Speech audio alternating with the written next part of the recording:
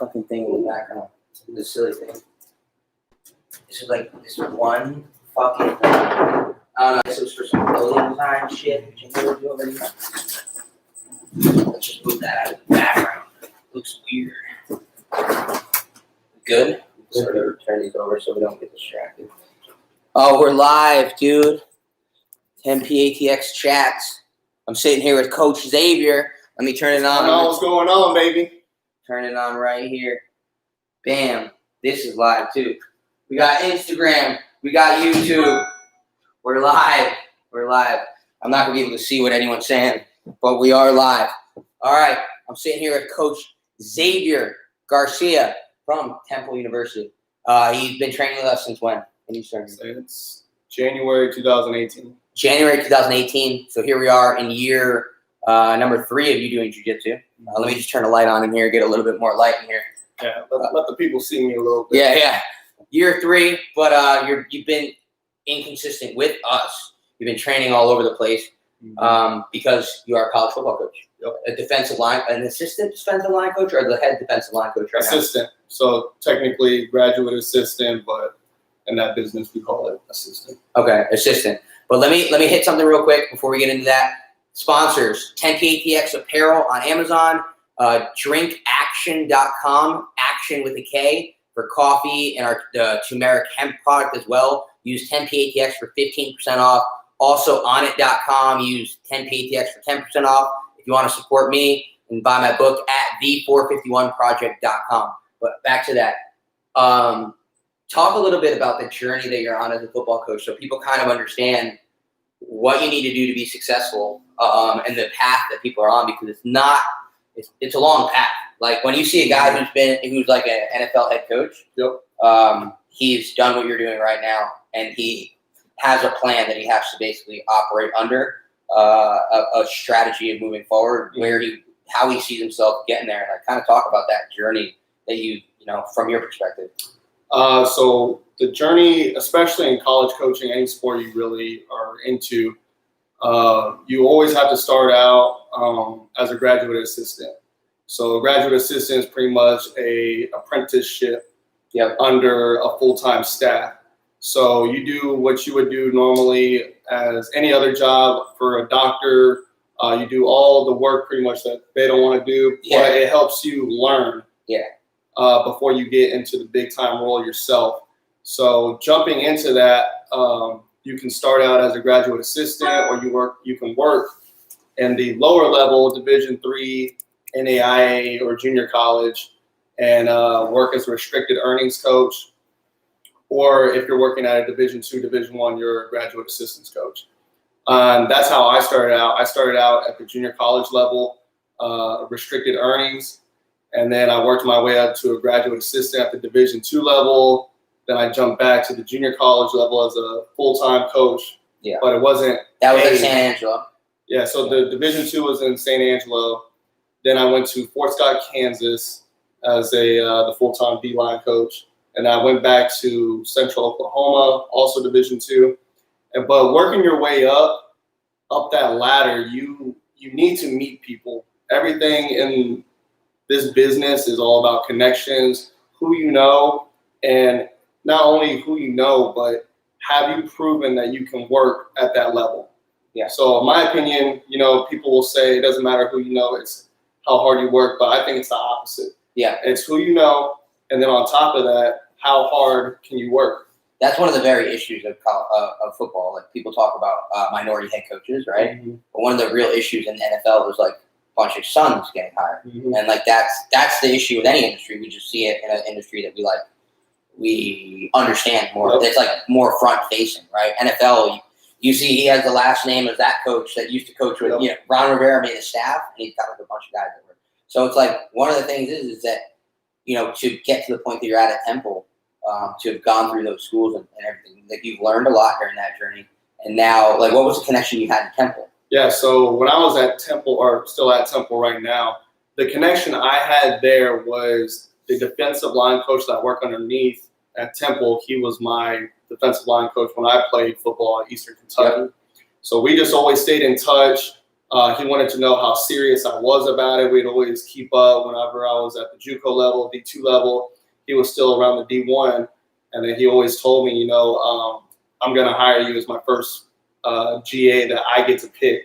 Mm-hmm. Because usually when a staff goes to a new school, they don't know how anything's ran over there. So they'll keep the GAs for there for now.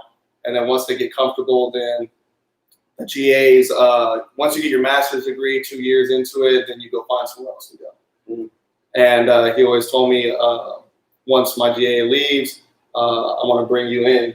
So after their bowl game at the end of 2019, they played North Carolina.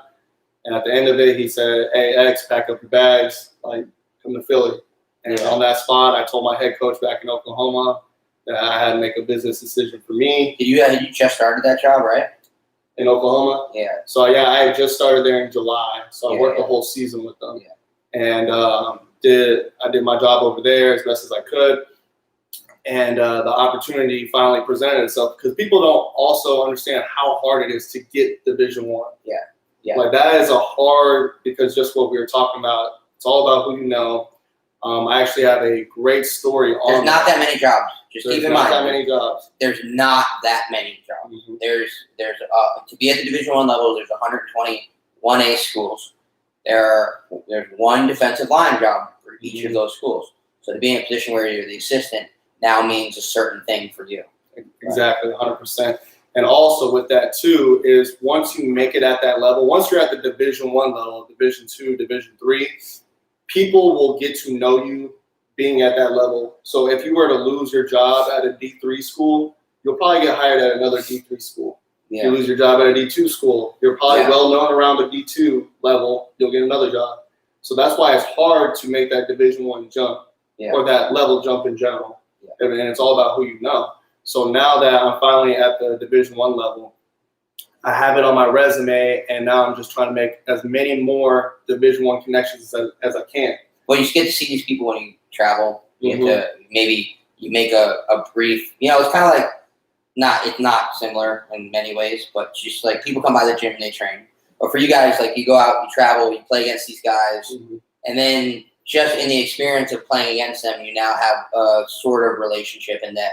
Hey, maybe you talk to the offensive line coach. You see something on film, and you say, I'm sure you could have these kinds of conversations, right? Say, hey, what did you see that you took advantage of? You did this really well on that day. What did you see? Like there's various opportunities to kind of just meet people, and then you've got a brand on you now. You're a Temple football, which is Temple. For those of you who don't know Temple, I'm from New Jersey. Temple sucked for a long time. Temple doesn't suck anymore. And who's the head coach there? Right now it's Rod Carey. And who's the head coach prior to that? Who's the guy that just left? So prior to that, it was Manny Diaz for 2 weeks. Prior to that, Manny Diaz is with Miami now. And prior to that, it was Jeff Collins. Jeff Collins is at Georgia Tech now. But prior to Jeff Collins in 2017, it was Matt Rule. Yep. Now the head coach for the Carolina Panthers. He really put Temple back on the map with football. Temple was known more as a basketball school. A10, bro, right? A10?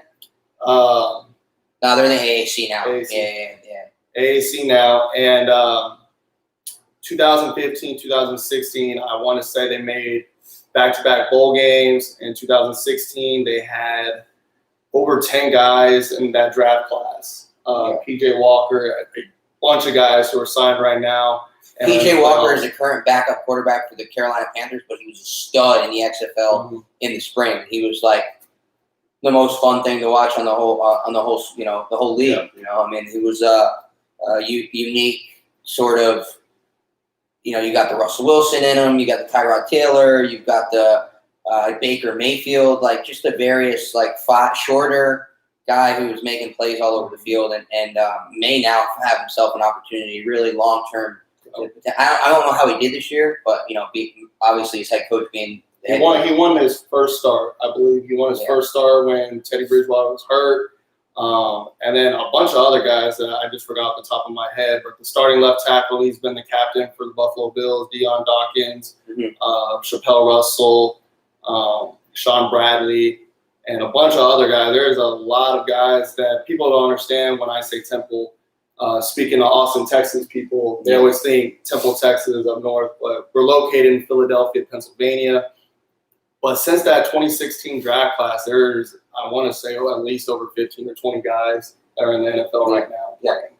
I mean, even all the way back to Evan Rodriguez, he was an XFL guy, and it was the beginning of it because he's a Jersey guy, so that's why I bring him up. Because he was a tight end in the NFL for a few years, wasn't the XFL last year, but just like there began to be a shift in Temple football around 12, 13. It was in the same category as Rutgers for quite some time.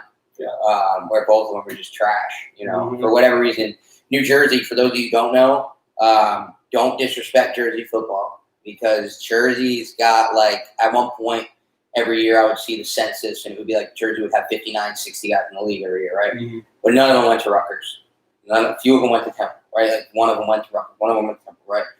One year, the year that Cushing got drafted, there were like 9 guys from New Jersey who were drafted in the first round. Malcolm Jenkins, Brian Cushing, the list went on.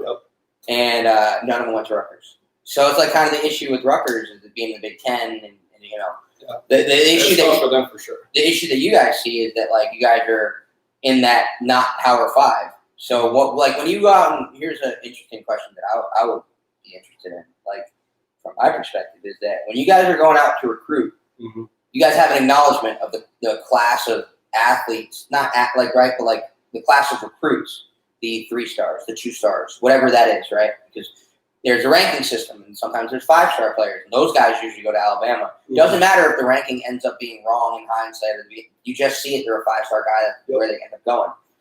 What do you guys seek out? Like, is there anything specific that you guys seek out when you're going after this perceived second tier of athletes that you've learned from the guys that you're working with, like in this time? So our motto is STR, which is smart, tough, and relentless. And when you watch guys on film, we try to bring back what that mid-2010s were for Temple, which were guys relentlessly running to the ball, giving maximum effort. Just really those hard-working blue-collar guys. And that's typically what everybody says they look for, but that's our culture right there.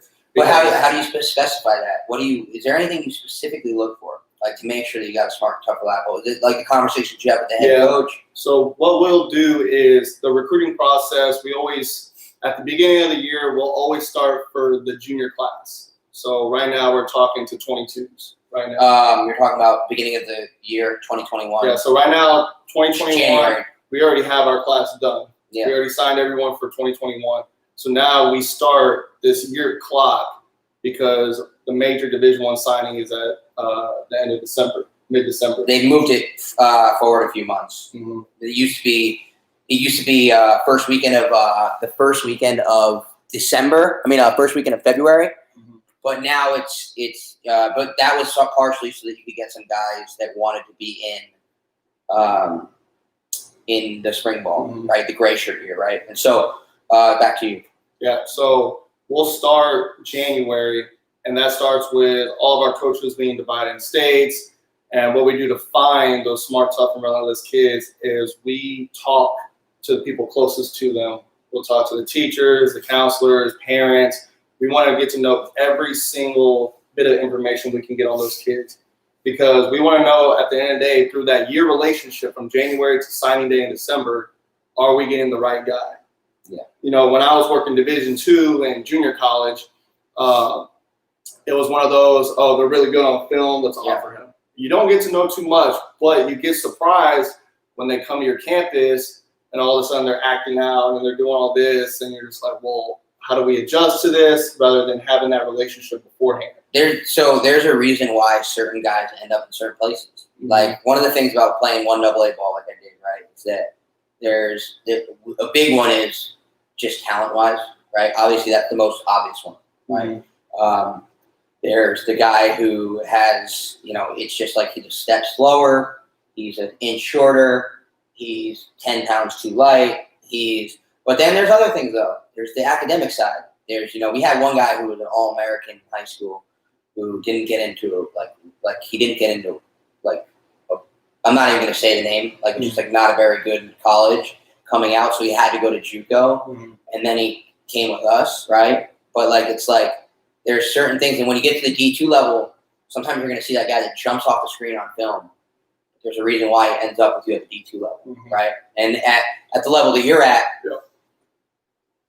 so much of any game, football, jiu-jitsu, right? I wish I had the mindset and the knowledge I have now when I was playing football, right? Yeah, right? Like, so there's that continuous thing when you get older is that you just realize, you just think to yourself, why? Like, I wish I knew that, right? But, like, there's a lot of kids that are like you or me, but on a different level, they don't know enough about how to just make their way through the world at that age. Mm-hmm. And that's one of the big things that if you bring one of those guys on campus, there's a lot of negatives that can happen. You can screw up the vibe of the team, right? You guys are really trying to build a culture.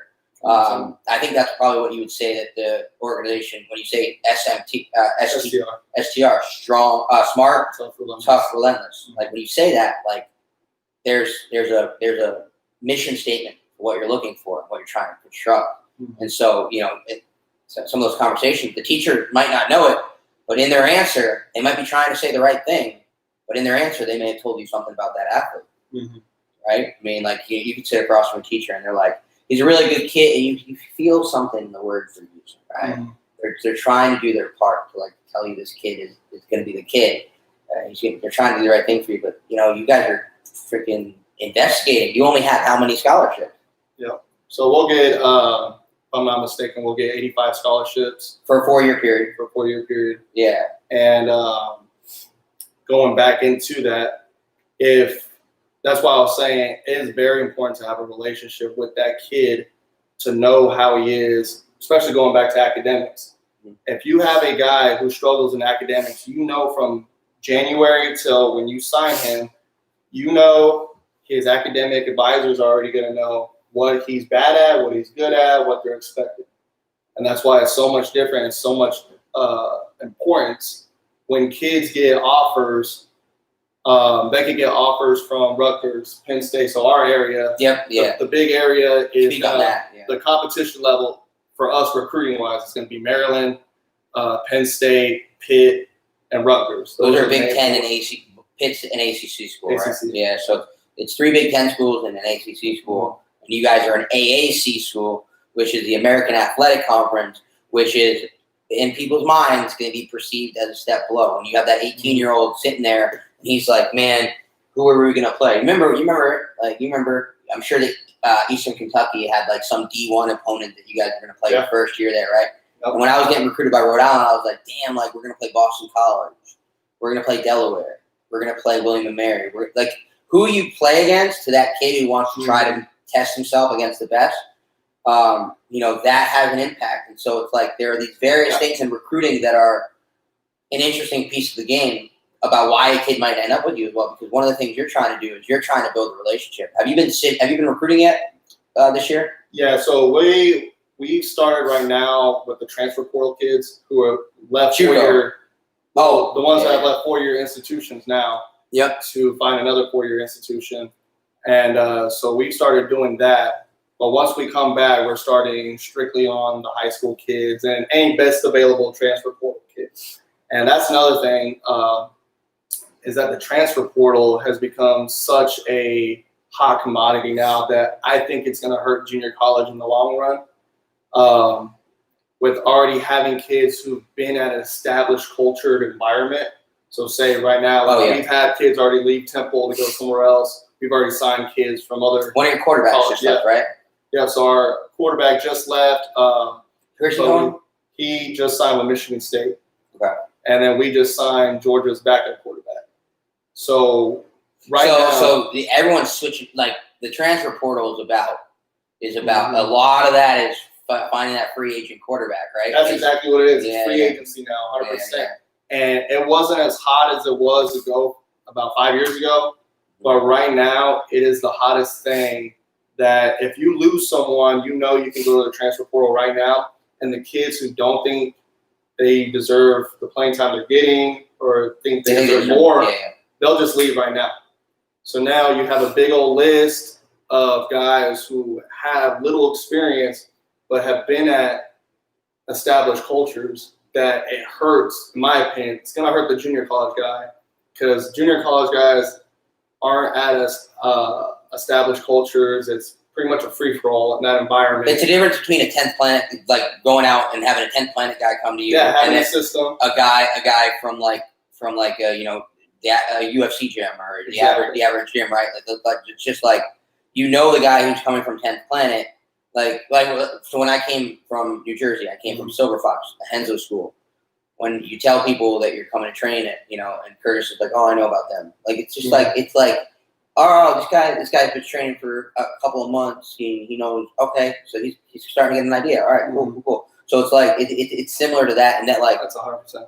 Like when you're leaving Temple as a quarterback, because he played a little bit for you all too, right? Yeah, so this quarterback, he wants to see that step up. Yeah, he started a lot of games for us last year. This year, dealt with some COVID issues, contact tracing. Yeah. And so he missed about half of the season, and he wanted to finish his last year out somewhere else. Yeah. And he's trying to make the NFL. So the part of the thing here is that, like, what questions do scouts have for you, right? Like, so they're like, he might just be like, I want to see if they're going to say, like, let's see what like, now he's kind of proved himself to maybe be a Big Ten guy, right? So that's kind of the thing that goes, like, so there's the guy who's proven himself at what would be perceived as a slightly lower level, who's now, I want to show people what I can do at this level. Then there's the Georgia guy, right? The guy who's like, I'm the backup right now. The other guy in front of me is young. Temple's a great place to go. So, all right, cool. I have an option. I have a place that I'm going to that has a starting job open, and now I'm here. And I think, and the reason why you speak to this is you're a JUCO guy.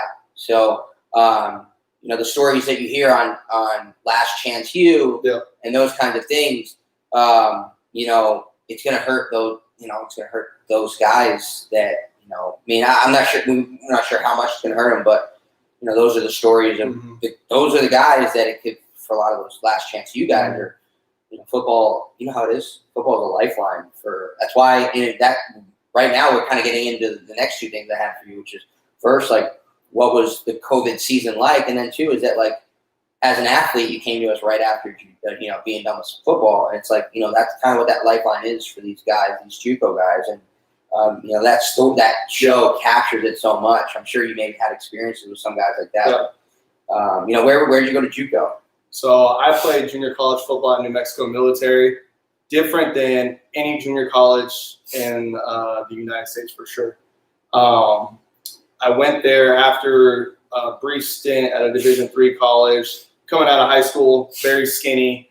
I was about 190, playing defensive end in Austin, and I thought I didn't get the recognition I deserved. But the only offer I had, which was technically not an offer, but Division III in Texas Lutheran in Seguin.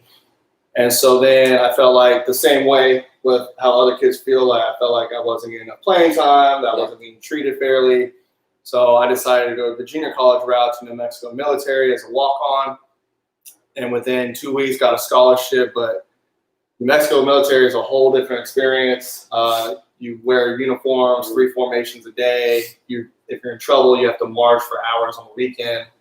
Long story, I can go on for days about that stuff. But I went to New Mexico Military, and then I went to Eastern Kentucky after I finished my 2 years at NIMI and signed a scholarship for defensive end. And that actually ended up being my first college coaching job, was back at New Mexico Military. So that's how I kind of got started. And then after that season stint, the little seasonal check I got from there, there wasn't any GA opportunities at that moment in the spring of 2018. And so I moved back to Austin. I met up with Greg Kelly and my friend Junior. Did you know Greg from? Yeah, I knew of him. So I moved around a lot as a kid, but he was a grade younger than me. And if I would have stayed in Leander, we would have went to high school together. And so you knew him for a couple of years. Yeah, so I knew him in middle school growing up. We weren't very close, but once he got out of prison, I know him and my friend Junior were doing MMA workouts at a place in Cedar Park. So I started doing that. He taught me jiu-jitsu, a little taste of jiu-jitsu. And I liked it a lot because him and Junior were both smaller than me, and they were kicking my ass bad. So I liked it a lot. And then I remember I went to go stay with my uncle down in Buda, which is South Austin, and I was looking for jiu-jitsu gyms. And, you know, being freshly coming out of football, I was 260 pounds, and I thought I knew everything from the week of training I did with him. Yeah. So I called 10th Planet and I said, when's the advanced class? I said, crazy. When's the advanced class? I don't need to do a beginner's class. Like, I'm already good on everything. They're like, you sure how long you been training? A week, 2 weeks maybe? And they're like, you might want to come to the beginner class first. And then I remember I come in and everyone's looking at me. I will never forget my first day at 10th Planet. And I remember they partnered me with Colt. Oh, God. So, and they always do that. Every time I come in the gym, they see I'm big, so they put the best purple belt against me at that time. Yeah. And so, at every school you go to? Every school I go to. Yeah. That's the first thing that happens is to fill me out. Is they get the purple, the brown belt, see how I can do. And I absolutely sucked. I didn't know what I was doing half of the time. And then, no joke, I think our first roll, that 5-minute period, I want to say he caught me in an arm bar in like 10 seconds, 15 seconds, a triangle the next 30 seconds. Yeah. And I just remember everybody was tapping me out, and it was the worst feeling of my life. But I was addicted after. Yeah. And so after that, you were like, all these people are smaller than me. It's ridiculous. Yeah. Yeah. Hey, for those of you who don't know, Greg Kelly's from Showtime Outcry fame. Mm-hmm. Greg, man, I went to prison for unjustly, and I haven't been able to see it yet. Unfortunately, great documentary. Yeah, I'm going to see it very soon. Might be with this shoulder thing I got going on. Maybe that'll be on the docket for tonight. Yeah. But yeah, Greg was unjustly put in prison for the false. He was falsely in prison for a child molestation charge that apparently a guy who looked just like him did. And so you and Greg connected shortly after he was out. You got out in like the summer of 2017, right? I believe so. That summer of 2017, he got out, and he was very into Muay Thai at that point, and he instantly started right back at work, which was personal training. And I admire that dude 100% after everything he's been through. As soon as he got done, he started training people instantly. You know, he could have went so many different ways, but the first thing he did was get back to work. I admire that so much. Yeah, he I don't know him very well, but he did come to the gym for like a few months. But then then he met up with Jeremy Hills. Mm-hmm. Then they started training together, and now he's at Eastern Michigan, playing safety, preparing for a spring season because the MAC is playing in the spring. And Greg, one of those guys I really admire from afar, and just you follow him on Instagram just to see that he's still doing the damn thing, and it's just inspirational. Whatever he posts is inspirational to us after what he's been through. Really. Now the crazy thing is the MAC actually played late. So I think they got 5 or 6 games in this year. After everybody else started following suit, they got in really late. And I haven't talked. I'm not sure if he redshirted or not, but I want to say he got in a little bit. Like he was dealing with some injuries. I kept up with him a little bit during that time. I wish we could have got him at Temple because I know that dude would work hard. Yeah. You know, so you also talk about culture, right? I mean, that's the definition right there. Like, you've got a guy who, you've got a bunch of 18-year-olds who aren't sure, and they're in their first training camp, and they're not sure that if they're going to make it through training camp, they're going to make it through the 4 years. And then you guys just have Greg Kelly stand up in front of the fucking team and give whatever speech he gives to everyone else. When he's probably doing speaking gigs at this point, right?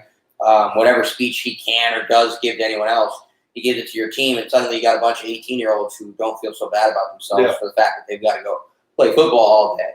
You know, because being on I've been on teams where everyone was excited to get out there.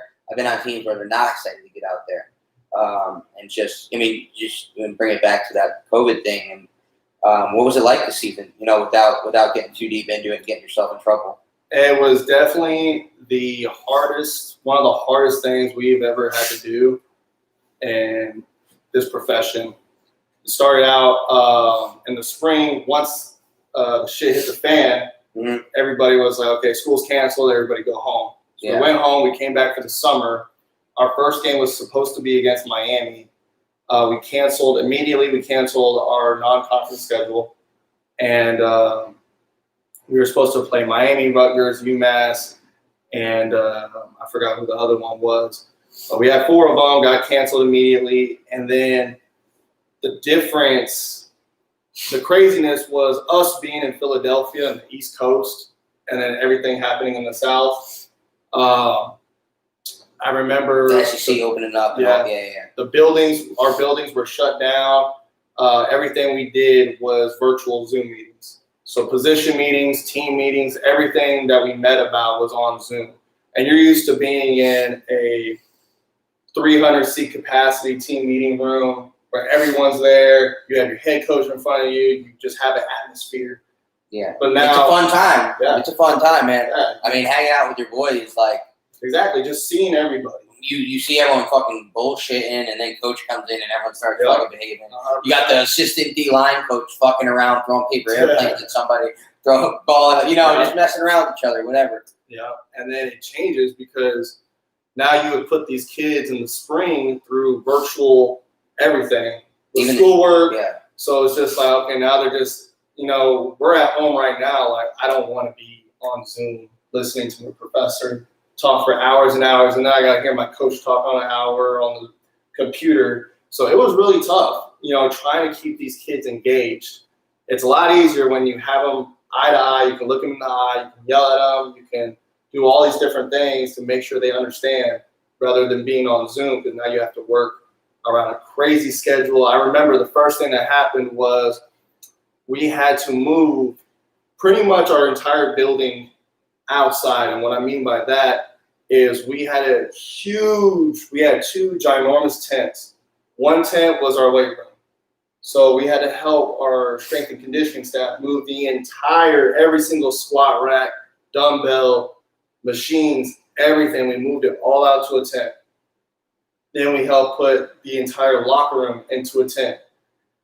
And what we had to do is, I remember 4 a.m, all the GAs would wake up, all the graduate assistants, we'd wake up and go help the strength staff move, because once we had them in the tent, at nighttime they would put it into this shed so no one could steal it. And we had security, but it was just prior extra caution. So every morning at 4 a.m, we'd go to that shed and unload the entire weight room back into the tent. The squats would be there though, right? Yeah, the racks would be the only thing that are in there. Because those are, if you can take a squat rack by yourself or with your buddies, good luck to you. But yeah, good. I mean, I'll let you. You can have it. You can have it in your home. You probably won't be able to do any sort of videos on Instagram with the temple squat rack, but no doubt, you can have it. No doubt. And then we'd have to set up the field, help the jersey pass out, all the practice gear pass out. By the time that happened, it was already from 4 o'clock. By the time we got done setting up everything, it was probably already 7. Then we had to print out the coaches' practice scripts and then get our scout cards ready. And then practice starts at 8 o'clock. I'm out. So you'd spend 3 hours every morning putting the weight room out? Not just the weight room, but putting up the weight room, helping setting up the locker room, because the equipment manager, so the equipment managers would clean the laundry, and then we would help them since we were already out there. We'd help them set up everything in their bags for that outside tent. Then we would have to set up the entire field. So every coach wanted, certain coaches, they would want 10 barrels, 20 cones, 3 footballs, 2 balls on sticks, 10 hurdles. Whatever the drill was for whatever. First thing in practice. Yeah. So we didn't get student assistants because of COVID. That was the biggest thing. Because of COVID, you don't get student assistants. And I believe the equipment management team had over 10. So we didn't have to touch any of that. Like, if this was not COVID, obviously the weight room would be where the weight room is, but we wouldn't have to touch anything. They would set up the field. They would run the drills for the coaches. Like, we would just do our thing. Now, without the student assistants, we were doing all that on top of that. While as soon as we finished setting up the field, it's probably around 5:45, 6 o'clock. And then we have to start making sure our scout cards are good for the coaches and the practice scripts are ready to be dealt and everything prior to that practice. Because once 4 o'clock hits and we woke up and we were there, like everything just happened like that. Yeah. And before you know it, practice was over and it was already noon. Yeah. So we're already dead tired by then. And then you have to put up the field and put up everything. So another 3 hours? Yeah, and then we were getting tested 3 times a week. And it was up your nose? Yeah, in the summer was the worst one. We had the nurses stick the swab into our nasal cavities, or it felt like our brain. 3 times a week. We never looked forward to it. And then once the season hit, we switched to saliva. So then the saliva ones, thank God, were a lot easier. I've done the nose one. I mean, it's not something that you be upset about if you did it once. Mm-hmm. It's precisely the kind of thing that if you did it 3 times a week, you'd be like, this is I can't do this again. Mm-hmm. Like, it's the kind of thing where in July I'd be like, hey guys, like if I was a coach at Temple this year, I'd be like, hey guys, I'm out of here. Yeah, I'm opting out. I'm out of here. When you hear about the athletes like the Damian Williams, right, Kansas City Chief running back, Brandon Bolden, Patriots running back. When you hear about these stories of guys taking the season, opting out, when you also consider the fact that they get like $160,000 advance on their contract was going to toll and go into 2021, well, they get 160 cash now. So if you're one of those guys that might get cut, like a tweener guy, and you're like, man, I'm looking like I might be a roster cut because they just drafted a running back, they just drafted a whatever, right, whatever position you're at. I'll take that 160 now, and you can't take it away from me. And then maybe I'll get cut next year, but I got that 160. And you really understand when you hear that experience, and I really get to that point of the various things that everyone must have had to take on, even if you're an athlete, even if you're one of the players. I'm sure that the players had to do a lot more that was uncomfortable and just kind of crazy. Yeah. That, I mean, I'll just put it out there. The idea that you had to just move everything outside is crazy. I mean, you're in a tent, but everyone just has to. That's the problem with COVID that I hope people understand is that, like Anthony Burchak said this on the podcast, and he's really right. Like he's talking about them reopening at 10 Planet Tucson. He was one of the biggest, most outspoken. Nah, we're opening, we're doing whatever we want kind of guys. And he was just like, you just have to show that you're doing something. Yeah. So it's like we did temperature checks, we did whatever. We said wear a mask when you come in. So it's like everyone's got to do something, and like, but for you to have to do that for 6 hours a day, like Jesus. Yeah. No wonder you were ready to start deadlifting at the end of the year and like start getting swole again. Yeah, and it's one of those things where you get on a routine, in life in general, you get on a routine, but because of this COVID schedule and everything that got put onto the GAs and our operations staff being, they set up the hotels, they pretty much do everything that has to not do with football. Yeah. So they were helping out as well. We had a guy, his name was Dan Silva. I know exactly what you're talking about, that role. Exactly. There was Dan Silva was the guy that was in charge of making sure we, took care of the student athletes living and making sure wherever, like they had all that outside of football, and we just dealt with football. Mm-hmm. So they helped us a lot with everything as well. And just being through all that. And it was crazy because we would do those saliva tests that get back in 20 minutes. We take a saliva test on Friday, everyone's positive, but yet we go onto a private plane, and then we all have to wear a mask. You meant everyone's negative. Yeah, everyone's negative, and we all have to wear masks, and then go to the next city, and then do. I can't remember off the top of my head, but we couldn't have pregame meals together where we're just all together, like everything's separated from the hotel, like everyone's in their room half of the time, like it's not your typical. Not a team experience. Yeah. You're with whoever your roommate is, right? I mean, everyone didn't have to have their own room this year, right? Yeah, so pretty much what happened is we get to the hotel, we have our special teams, offensive and defensive meeting, everyone's spread out, and then grab and go food instead of a team dinner that we usually have. And the team dinners, by the way, are like, you've got you got grilled chicken and sweet potatoes and whatever. Like, you got mountains of food. And as a college kid, night before a game, you're eating 2 plates. So to get the grab and go is a real big downer. Yeah, so now you're just grabbing food, you go back to the room with your roommate, and that's where you've been all day. And it's just like, okay, I want to do something else. Yeah. You know, we try to keep these kids as busy as possible, but especially on the away games and the home games too, because we would get them a hotel at the Hilton to get them away from distractions. Yeah. But usually during the home games, we take them to a very nice Brazilian steakhouse downtown, and they eat whatever they want. And it was just different because now it's just they got a box of the steakhouse food and just went back to their room. So it was a lot different. Man, if I'm a senior on that team, I'm like, man, I'm looking at that, and I'm like, man, I used to look forward all year for the Brazilian steakhouse team meals, right? Like, it's like we only get 6 of them. And like the other thing is too is when you're a college football player, it's like you can't eat enough food. Nope. I mean, you're always lifting, you're always running around. The lifting part of it is part of what makes you just never be able to eat enough food because you're just always burning calories. You always just want more. You always have to be extra, whatever your weight is. You know, 185 pounds, 260 pounds, whatever it is.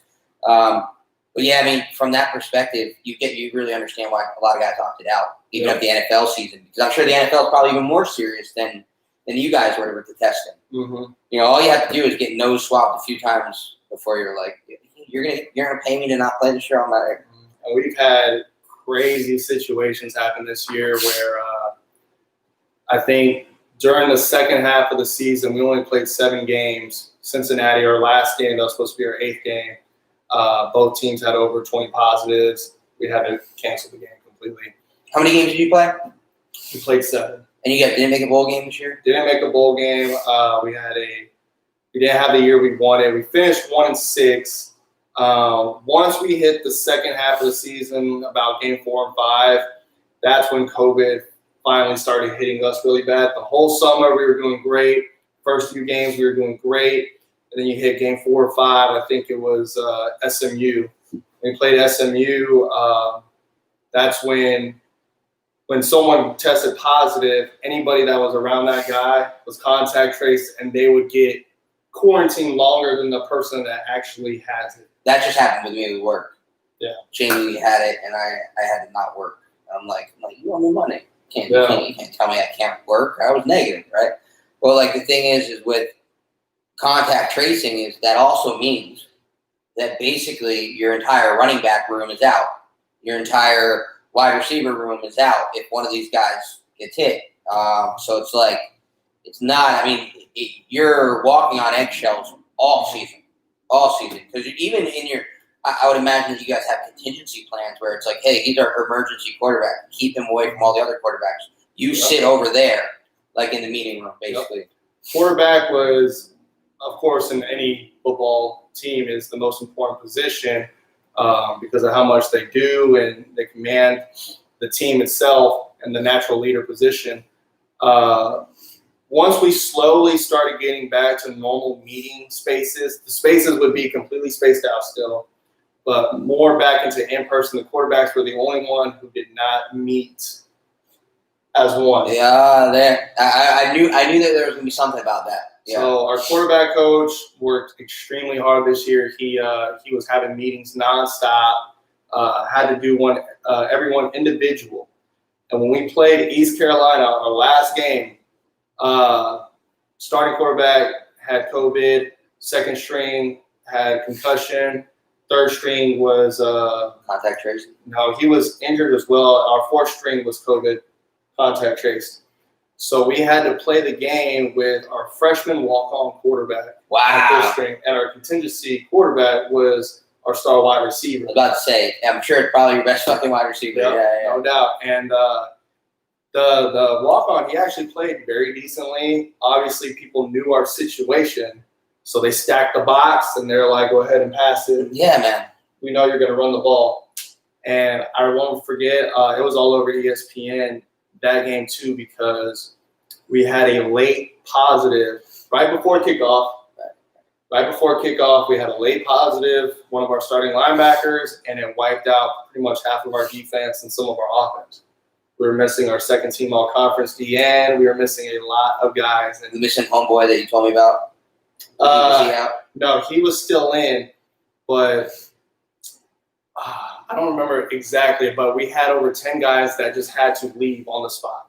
They had to leave right before kickoff. They're already dressed, and then we had a call that got made in, and our linebacker plus 10 other guys and the contact tracing were out. And I want to say there was a coach or two that was out too. So now, like the wide receiver, assistant wide receiver coach got to step up. Yeah. Or whoever.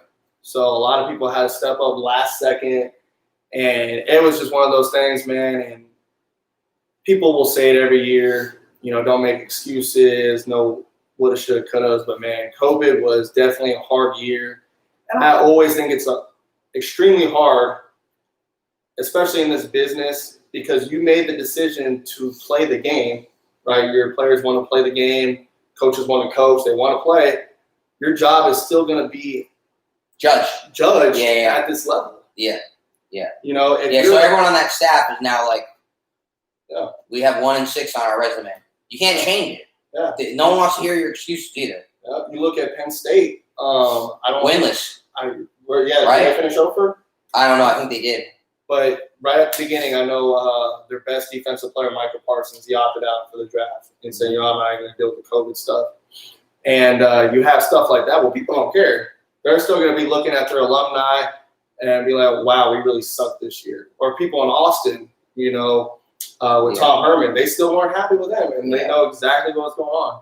But everybody else is going through it. You made the decision to play. Your job's at stake now if you don't do good. Yeah, it's there's a lot of things to be frustrated about, and that's definitely one of them, which is just like from the coach's perspective, right? Yeah. It's like of course, like you got to be frustrated about that. Like you got a staff, and like you said, it's about who you know, right? Mm-hmm. So all these people that you're working with, you guys are a team. Your professional lives are now intertwined in some way by the experience you're going to have together at Temple, however long you're together there. No doubt. And so, you know, so-and-so, head coach, offensive coordinator, D coordinator, whoever likes you, their career can go in one of two directions. They can keep going up.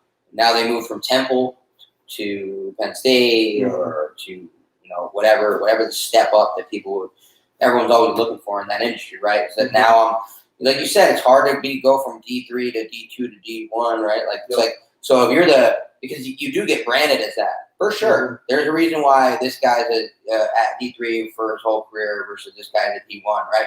And you see the jumps, right? Like when you're looking at Chip Kelly, like Chip Kelly's a really big anomaly where he started at UNH, 1AA. Then he moved his own way up to college. And then he became an NFL coach. To make that transition from that to that to that is a hard road. So being at the level you're at, you want to keep going that way. Because that also means more money.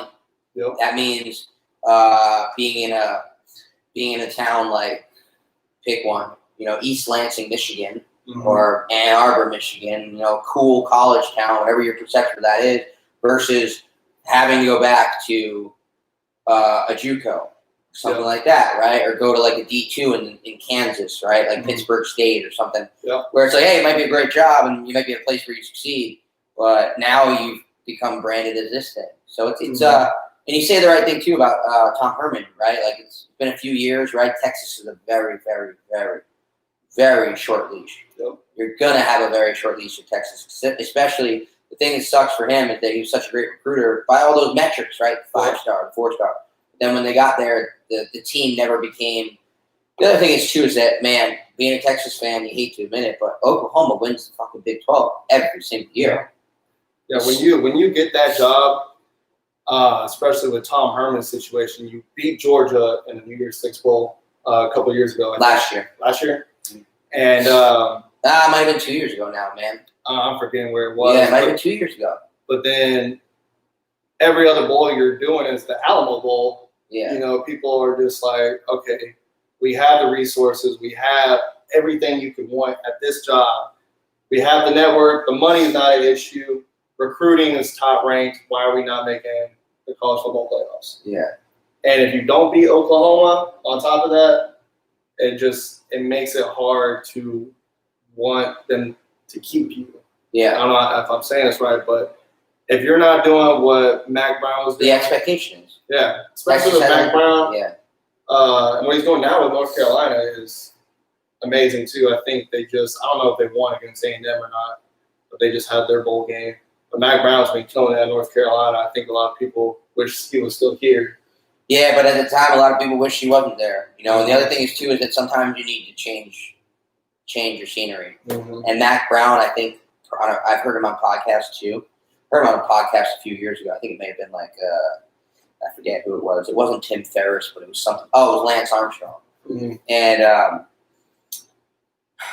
I listened to it when I was in New Jersey. I'm picturing a snowy day, listening to it walking up a hill. But yeah, Mac Brown took a few years off. Probably got a little bit more laid back.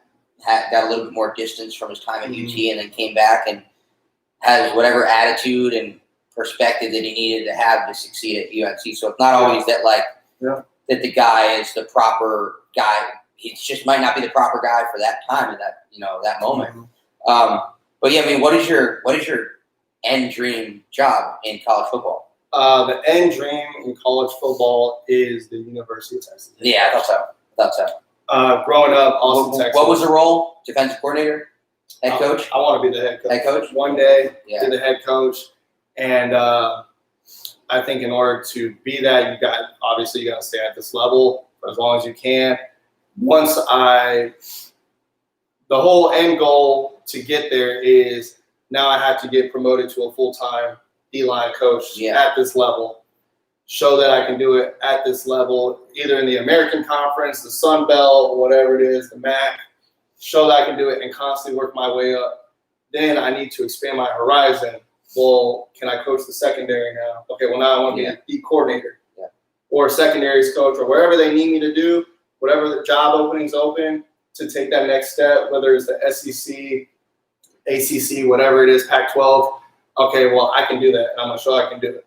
Yeah. Well, then once I do it, once I get the coordinator position, and how it always happens is once you become a coordinator or full-time, you're probably going to have to drop down a little bit. That makes sense. So right now I'm at Temple as a GA. Well, if I get a full-time D-line coach, I'm not going to be in the American. I'm probably going to have to go down to the maybe a AA, maybe a Sun Belt, wherever the connections are. Yeah. We talked about that. Wherever you have your connections. If you know a head coach really well, he knows your work ethic, he'll probably trust you with his D-line and his money. At the end of the day, head coaches want to keep their paycheck, and if they believe you can do it, they'll keep you. Well, what kind of letter of recommendation are you going to get out of this year from that coach that hired you? You mean it's like, hey, bro, I set the weight room up and I took it down. Can I have a letter of rec? I mean, I know we're homies too. No, so with my D-line coach, we have a real special relationship. Me playing for him, and then me helping him with all his presentations and helping him with every aspect that had to do with defensive line. Mm-hmm. So I think I earned his trust enough to where I know he would vouch for me and talk before where if there's a job opening, he's going to make the call for me. Yeah. And I don't need to ask him for anything. He knows that I will get it done. Yeah. And so we have that relationship where we're real close. And just getting back onto the job aspect, you always have to work your way back down to prove yourself as a full-time. So back when I'm a GA, now I get a full-time, probably have to drop down. Hopefully the D1 AA, maybe a G5 school. Yeah. And then work my way up. G5 school? G5 could be the MAC Conference, the Sun Belt, Conference USA, the American, and the Mountain West. Okay. So then you work your way up back to the G5. Maybe you get back to the P5. P5 being Power 5. Power 5. Big 10, Big 12, Pac-12, SEC, and who am I missing? ACC. And then once you get that, now I'm the full-time D-line coach at a Power 5. Well, now I want a coordinator job. Well, if I prove myself and I know what I'm talking about, there's a high possibility I could probably stay at the Power 5 level. If not, back to the G5 level. Then I work my defensive coordinator resume back up to the Power 5. Now I want to be a head coach. Now when it's time to be a head coach, I don't have any head coaching experience.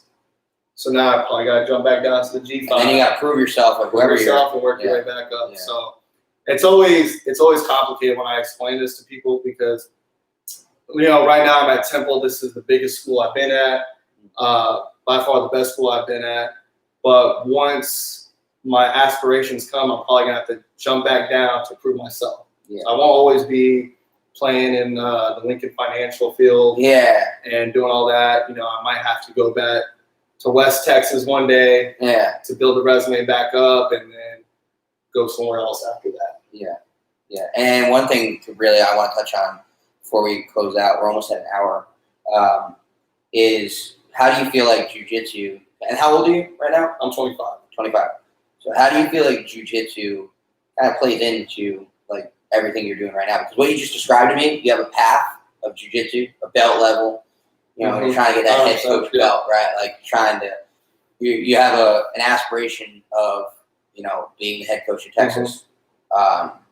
Like how do you feel that jiu-jitsu kind of has that similar process that kind of is also, I feel like, teaching you as a D-line coach? Because I see it myself too. Mm-hmm. The more that I understand about jiu-jitsu, the more I understand about strategy in football and things of that nature. Mm-hmm. Strategy in football, all the conspiracy crazy shit I get into, all the connecting dots, and you learn a lot from jiu-jitsu that they then get to take elsewhere. What do you get to take to the coaching realm? Yeah, the biggest thing I've learned from jiu-jitsu and really under Curtis was if you don't work, you're not going to get anywhere. You're not going to get any better. And what I mean is, being a GA right now, if I just do the bare minimum, I'm not going to go where I really want to go. Yeah. And that's the thing is, I love training with you guys that spring of 2018 and competing and doing all that. And I was so hungry for that blue belt. And then with the job, it just took me around everywhere. I had to keep starting over. But with jiu-jitsu is it keeps me humble and knowing that there's always someone better than me right now. But if I want to be the best, I have to get my ass out there and work. Yeah. I have to do other things. How you guys right now have different dojos in the garages or wherever it's at. Yeah, we did. Yeah. Right now, like, if I just do the bare minimum and wait for class to open back up, people are going to be better than me. Yeah. If I don't go to the park and bowl with you guys, y'all are better. Y'all are getting better than me. If I'm not talking football on Twitter, podcasts, reaching out on clinics, I'm not getting any better. You're not I'm not putting my name out either. there. And that's the thing with jiu-jitsu that really taught me is you got to get out there and get out your comfort zone. Go roll with the black belts if they ask you. Go roll with whoever, even though you're going to lose, but take something away from it.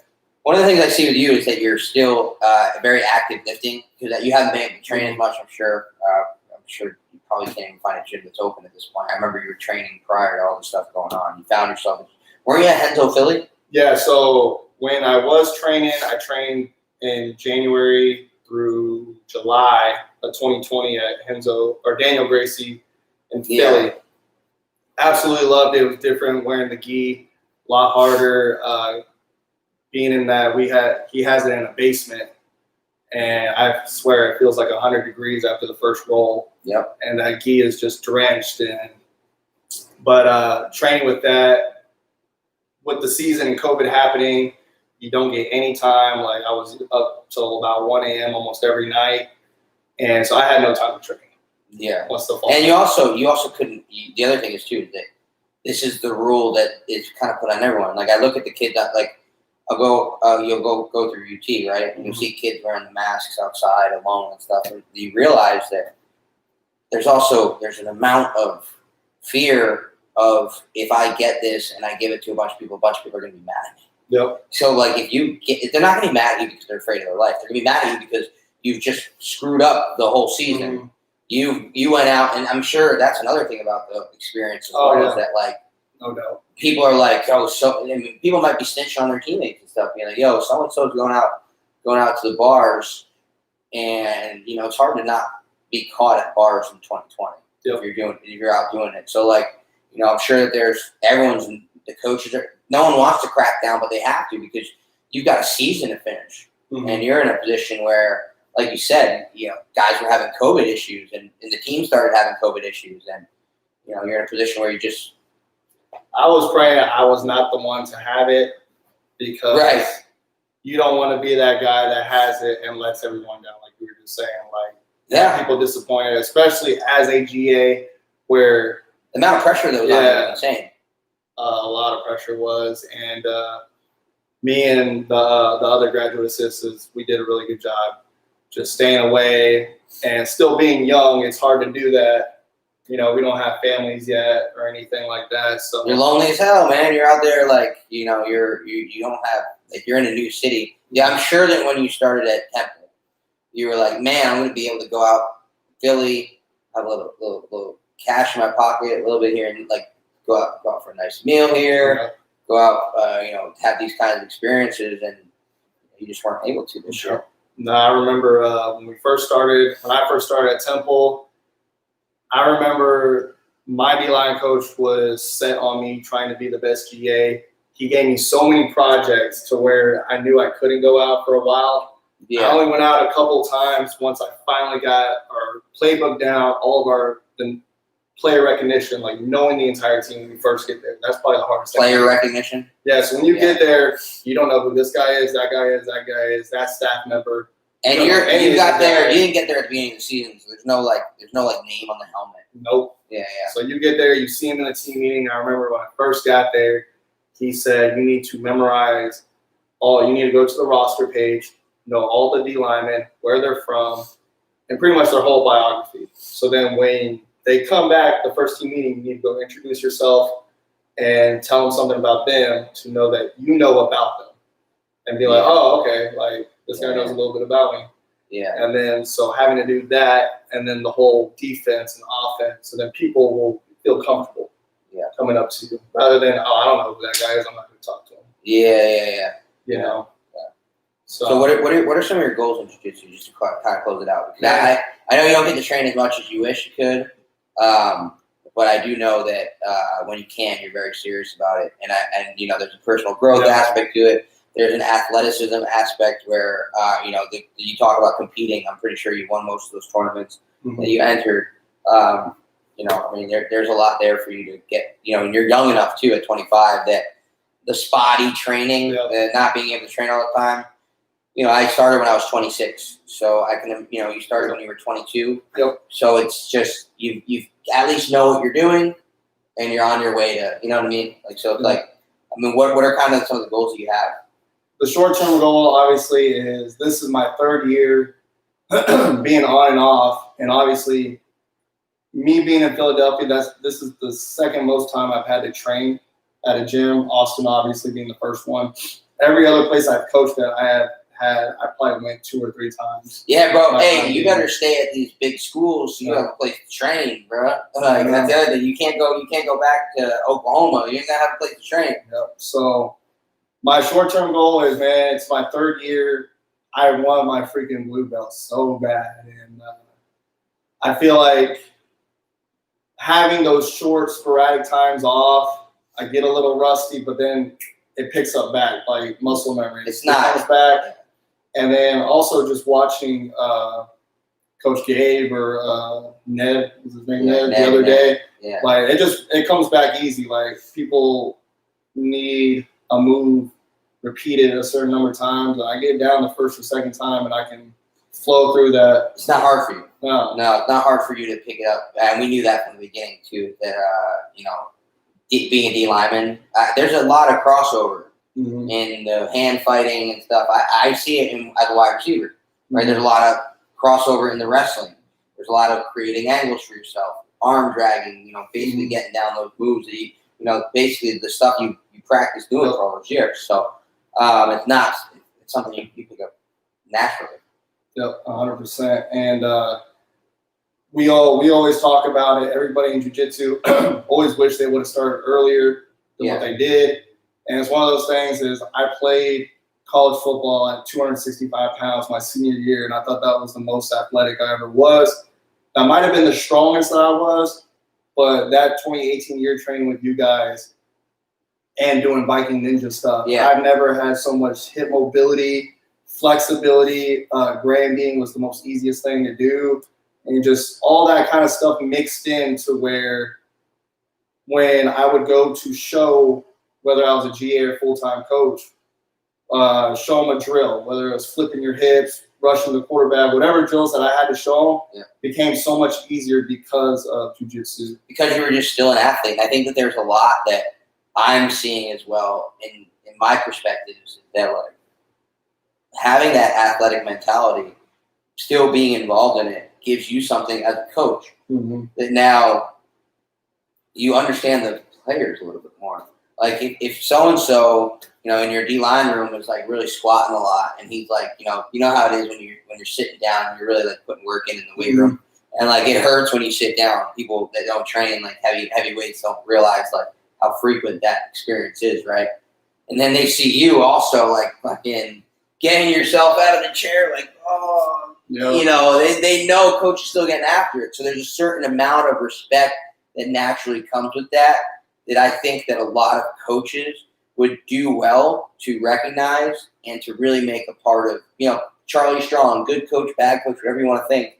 That dude, I'm sure as an athlete, you're like looking at that dude and you're like, damn, that guy still gets after it. And so to be able to do jiu-jitsu and have everyone in that D-line room know that you could twist them up in something, like there's a different amount of respect that you then get that then grows as you accept larger and larger roles. And so then one day you're the head coach of UT, and like there's a lot of stuff that you learn. Apparently trains MMA.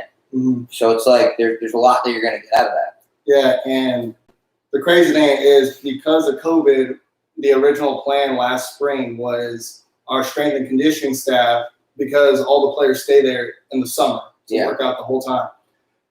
What they were going to do to switch up the training was they were going to take them to that Daniel Gracie's gym in Philly, and they asked me about what I thought and is it a good crossover, and I was like, yeah, the guys will love it. They're going to take the offensive lineman and defensive lineman, Cushing balls, all that stuff. Cushing, Brian Cushing, strength and conditioning coach for the Houston Texans. He had a few guys in there this year, before everything went down. So, I mean, it's just like I think Cushing is a big guy that does that. I know Brandon Brooks for the Eagles. He does it too. Where's he train out of over there? He trains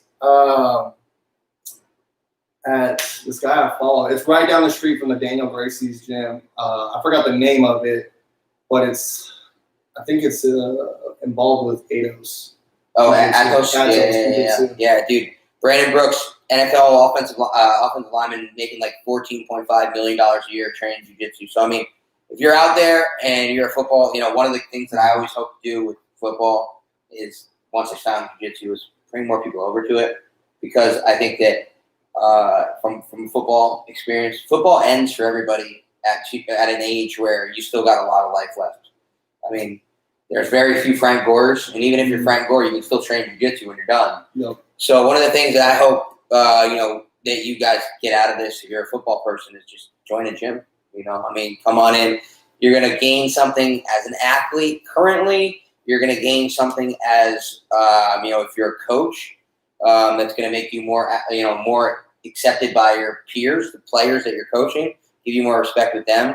And also just like it's something to share with each other as a team as well, like to have been able to maybe bring the offensive and defensive line together to have that experience of training together where the bond gets even stronger, where, the shit talking gets stronger, the knowledge of this sport. And now when those guys are done, because only one or two of those guys is going to go to the NFL. So if 1, 2, or 3 of them are going to go to the NFL, that means there's 7, 8, 9, 10, 12 of them that aren't. So now they have this thing, and maybe 3 of those guys end up training, coming back to it at a later date. So, and also with the bond, how you were talking was the biggest thing was I remember that year 2018, and I still see y'all do it now. But that family, man, is just, fucking training at the park together, having holidays, going to the bars together. Like, y'all always roll deep. Yeah. Like, everyone has each other's bag, and it's just like, it's comforting knowing, like, oh, I choked this guy out earlier, but, it's what we do, and it's, I don't know, it's unique. It's an unbreakable bond, and that's, comparing it to football is the first thing I would say for anyone in football wanting to get into jiu-jitsu. be ready to get humbled. You know, like I said, I went in there and looking at every single person in that gym, I'd always think, man, I can beat them up in a fight. Yeah. Until we roll, and then I just get decimated like that.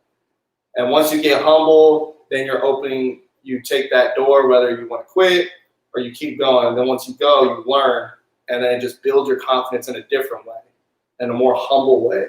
Yeah, the confidence building is way more humble in jiu-jitsu. Mm-hmm, no doubt. And then once you work your way to getting that first belt promotion or whatever it is, and you just see everyone that's happy for you.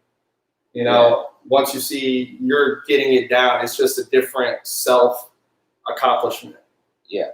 You know, and I would advise anyone to get into jiu-jitsu, and I don't know, I miss it so much, man. Hey, man. Well, I'm going to 10-round Tuesday. Yeah, you got to get out of here because I ain't going because I hurt my shoulder last night, but this guy's got to get the 10-round Tuesday. If you want to support the podcast, 10PATX apparel on Amazon.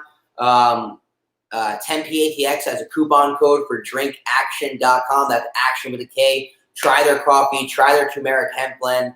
Onnit.com. 10PATX gets you 10% off. If you want to support me in the book, the451project.com. Xavier, where can they find you? You can find me at templehouse.com. You can also find me on Twitter, Coach X Garcia, Instagram, Xavier Leon Garcia, and that's it. All right. Hell yeah, bro. Appreciate you, man. Yeah, thanks for coming on. Ending the stream. Bam.